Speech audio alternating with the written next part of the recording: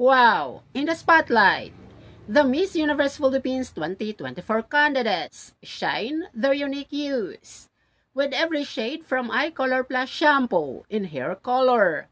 They radiate confidence and grace, and here are the top 5 candidates with the highest reactions on the official photos posted by the Miss Universe Philippines.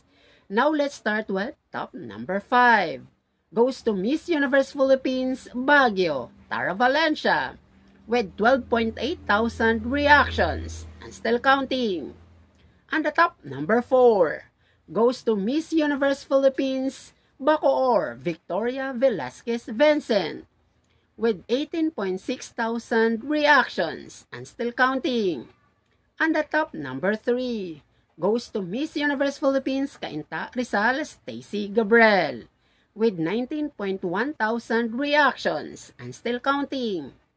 And the top number 2 goes to Miss Universe Philippines Iloilo Alexei May Brooks, with 23.1 thousand reactions and still counting. And the top number 1 goes to Miss Universe Philippines Quezon Province Atisa Manalo, with 54.4 thousand reactions and still counting.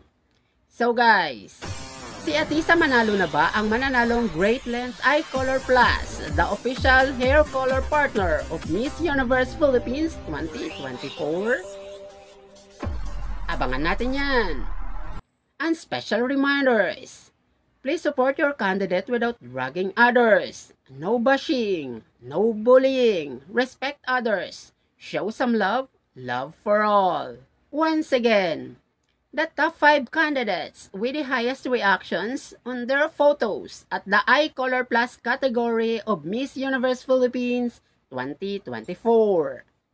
Thanks for watching!